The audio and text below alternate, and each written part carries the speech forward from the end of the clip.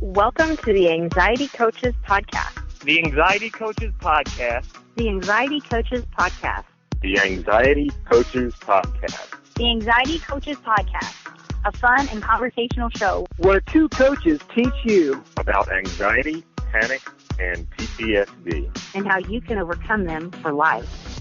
Aloha, welcome back to the Anxiety Coaches Podcast. I'm your host, Gina Ryan, and today I have a special guest. I have Rachel Coleman with me, and she is our coach here at the Anxiety Coaches Podcast and an active coach on the Facebook group, and she's amazing. So we're going to talk today about self-love, about self-kindness and self-compassion, and how this really is a very important tool in our toolbox for healing our anxiety. But before we get talking with Coach Rachel, I want to thank you all for supporting us podcast after podcast, week after week, and by sending us great reviews over there on iTunes with those 5-star reviews. But I appreciate that you go there, that you leave us these reviews. This helps us stay visible for other people who are searching for help with their anxiety and panic. So thank you again. If you need help further, then our free Facebook group, our free podcasts that come out twice a week, you can contact us at anxietycoachespodcast@gmail.com, and we would love to give you the information on our one-on-one coaching and our group coaching. So send us an email if you want more of that information, and we'll point you in the right direction. All right, Rachel, thank you for being here today. How are you? Doing well. Glad to be on again. Good to have you. It's just hard to snag you sometimes. You're a very, very busy woman. I am a busy gal, that is for sure. Yeah. And so what do you think about what we're going to talk about today? Self-love and self-compassion, and all of that around our anxiety. Very extremely important. Cannot say that enough. Yeah. For me, and I'm sure for a lot of people who are listening today, we get, to the point in our lives before the anxiety comes in, and we kind of run ourselves thin. Mm-hmm. I don't know if that was your experience too, Gina, but I was running myself thin. I was doing too much stuff. And it wasn't so much that I was doing too much stuff, but I wasn't making sure that I was taking care of myself, that I was being loving to myself. I love the self-compassion. That's so huge with anxiety as well. But I was not having that compassion with myself. So I was beating myself up and I was run down, and then the anxiety came. And in my journey through recovery, I learned something that I didn't have before I went through that, was self-love. Yeah. Loving oneself, learning to love our own company, and not necessarily the company of others. And I think there's a lot of us out there. I was one of them who suffered with anxiety in terms of not wanting to be alone, being fearful to be alone. Mm-hmm. And, I noticed looking back, now having been recovered, I kind of never really wanted to be alone before anxiety. I was always trying to stay busy, trying to do stuff. And through my recovery process, I was able to learn to love myself. Yeah. Part of, the recovery process for me was being compassionate with myself. We're going to have bad days. They're not always going to be good days. We know that, Yeah. Especially when we're in the throes of it. And being able to tell myself it's okay to have a bad day. Yes, we have anxiety, but even if we didn't have anxiety, we have good days and we have bad days. And those are the same when we're going through anxiety. And being able to tell myself that it's okay. It's okay not to be perfect. It's okay not to always do everything. with that ending outcome being perfection, you know? Yeah. And so self-compassion is huge. Being gentle with ourselves. And you say that a lot in the Facebook group, and I love that, you know, being kind to ourselves, being gentle to ourselves. I think that that's a really huge on our way to recovery, because those negative self-talk thoughts that we have really reinforce that vicious cycle of anxiety. When we're telling ourselves we're not doing this right, we should be better than this, and we're saying all those negative things. And I can remember doing that. I can also remember, you know, knowing that I needed to recognize that I was doing that. And I actually had a journal where I'd write all this down. And I remember the first day that I did it, I looked at it and I was like, oh my gosh, I am so cruel to myself. Yeah, we And wouldn't I be did that it we really wouldn't be good. that cruel to anybody else, would we? No, we would not be that way to the people that we love, you know, and that's why the self-love is so important, to be able to love yourself, to be able to fall in love with yourself. And when I say that, I mean that very figuratively, to fall in love with ourselves, and enjoy the person that we are, and enjoy our strengths, and focus on those, and not focus on things that we may not be good at. You know, every single human being, you and I, we have our strengths and we have our weaknesses, and, you know, we need to build upon the strengths. Yeah. And stop judging. Absolutely. Yeah. So we judge ourselves way too much. Yeah. When I first, you know, went through that day, and I looked at my piece of paper at the end of the day, I didn't even know that I was being so negative to myself. I didn't know that I was being so cruel to myself. And I don't think that we really pay attention very much a lot to those thoughts when we're telling ourselves that, you know. Yeah. Like you said earlier, we wouldn't treat our child, our grandchild, our brother, our sister, our mother, our father that way. Right. Why would we treat ourselves that way? You know, but when it's talking about ourselves, we don't really pay attention to what we're saying to ourselves, you know, to those negative self-talk. We're also raised in a culture that thinks that we are all self-improvement projects. You know, like Yes. we need to keep improving, and so we're constantly evaluating ourselves versus, and so there's no self-compassion there, or kindness. No. It's usually with a whip, you know. So And it's always, how much further can we get? How much Right. better can we get? Instead of, wow, I'm really enjoying this right here. Yeah. right. It's all in the future. Really enjoying the moment right here. And I think it's important. I'd like to actually share a story. And, you know, some of my clients have heard this story before. The biggest thing that I think about anxiety when it comes to the negative self-talk, the way that we look at ourselves, it's a lie. It's our own version of what we feel like that we are. And if it's a negative thought, it's typically not a true thought. So I'm going to share a story with you guys. This is more of like a body image thing. And of course, with anxiety, it can be body image. It can go deeper than that. But this one was really interesting to me. I have extremely curly hair. Yes, I'm talking does. really curly hair. And I always had really long hair when I was young. And my family and then my classmates started calling me Medusa. For those of you not familiar with Medusa, she is a goddess, a Greek goddess who, and when I say goddess, she's not pretty. She has snakes coming out of her hair. She's typically represented with red eyes, fangy teeth.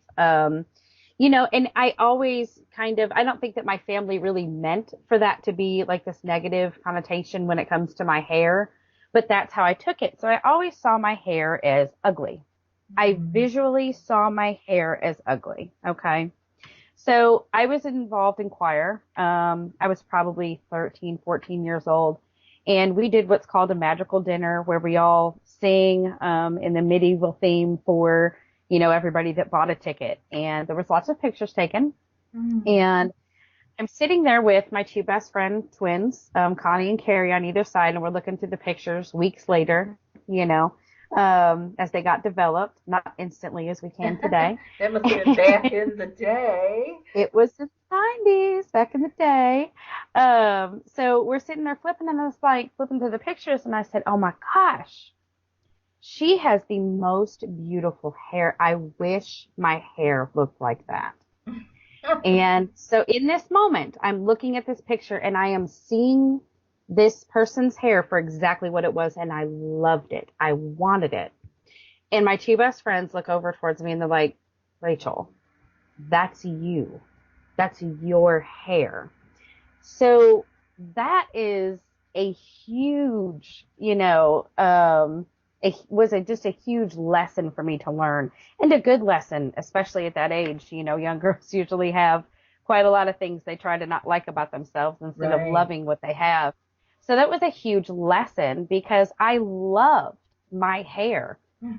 I just had no idea that I did because I let all of these thoughts inside of my head tell me that my hair was ugly.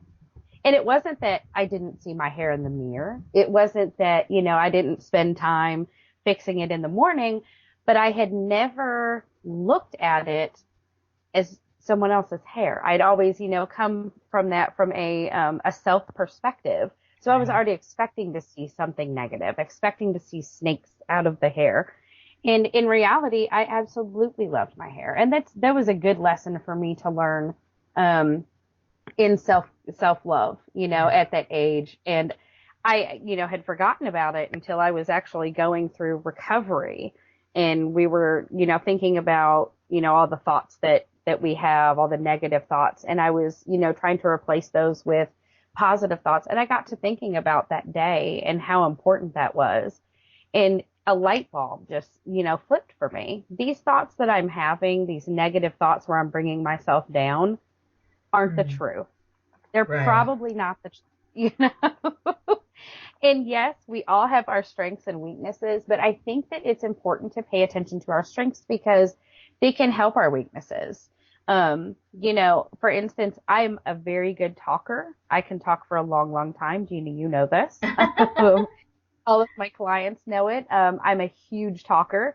Sometimes I need to be quiet. I'm not so good at shutting up when I need to, but I, have that strength. That's what's able to help me be a social worker during the day, a coach by night, that has helped me so much be able to help other people, so I build upon that strength, in my life. And I think it's really important to think about what strengths that we have and focus on those because we cannot be perfect at everything. I cannot draw to save my life. Okay. Right. Those coloring books, I love them. My daughter does them. I see where they would be really, really, really good. I can't color. It's just not your thing. I'm like a kindergartner. I can't keep it within the lines, but that's okay because I'm really good at having a nice deep conversation, or I've become really, really good at, meditating and being by myself, so I use my strengths, with my toolbox, for stress. And it works for me, and that's kind of what I worked on through self-care, was looking at my strengths. What are the things that I'm good at? And one of those things, and I want to bring this up about self-love as well. One of my biggest strengths was my biggest downfall before I went through anxiety. And that was, I love to help people. And I was helping everybody but myself. Yeah. I could still be I could be someone that was able to help you, and help myself, but I can't do both. So here I was taking care of everybody, and then I had anxiety, and I couldn't take care of anybody, Right. Yeah. So I came to the realization I'm going to have to take care of myself if I want to be able to help other people. Right. At the time I had a daughter, and family that came to me for everything. I was like, 25, and I was like the grandma for everybody, at 25 years old. We all come to Rachel for help, So it's very, very important in our recovery process to always be compassionate with ourselves, to love ourselves, being able to be someone that helps other people, and that was my big strength. Right. I did it too much. I became too thin, too frazzled, and that's when the anxiety crept in, and I was not able to help anybody anymore because I broke. I mean, Right. that's literally kind of the way that we put it. I did too much. I was not taking care of myself at the same time I was taking care of everybody else, and I broke. And that's where, that's where it all kind of went. And then through anxiety, and through recovery, and I think that going through anxiety, for me was a blessing because I would have never discovered self-love. I would have never, discovered just spending alone time with myself. It's not something that I did before I went through anxiety. I was constantly, family gatherings. Let me help you do this. Let me help you do that. Right. And now I'm like, no, I'm going to go read a book. I'm going to watch Netflix for half a day. Right. You know Whereas how to take your beforehand, downtime. Yeah. yes. So self-love, and self-compassion. I love self-compassion almost even more than the word self-love. I just do. Being compassionate with ourselves, allowing ourselves to go through this process of recovery, to have the ups and downs, because nothing's ever going to be 100% perfect. Right. Life is not like that. So being gentle with ourselves as we're going through recovery, and giving ourselves understanding is really important. If we have a bad day, that's okay. We have another day to go to, yes, that would be, I could probably talk for hours about self-love. And Rachel, one of the ways that I like to introduce that to people is through the loving kindness meditation. To be able to sit and, especially for people who are taking care of others or who are very easy to want to help the world. In the Buddhist tradition, of loving kindness meditation, you start with yourself. And actually, that is the hardest place for most people to begin because they Yes. go, oh no, I can offer, may all beings have peace, may all beings be well. But to ask that for themselves feels so difficult. And I know the Buddha is quoted as saying that you cannot offer this to anyone until you have offered it to yourself first. I So, absolutely believe that to be true. and that is true in most religious traditions, Mm-hmm. and it's good psychology. Mm-hmm. So I love turning people on to the loving kindness meditation, and we have a recording of it on podcast number 147. So if anyone is interested in doing the loving kindness to learn a little bit more self-compassion and self-love, and getting it from that deep place. It's not fluffy. It's not conceited. It's not all about me. It's actually taking good care of yourself so that you can be there for more in the world. So before we close up, Rachel, do you have any last words on steps to helping people learn self-compassion or self-love? I have to agree with you. The loving kindness meditation, number 147, if you're struggling, in your recovery, start there. Yeah. I think that's a very good start. And with all of the different people that I've worked with, this has always been that big hurdle to overcome before we got to the recovery stage, or towards the end of the recovery stage.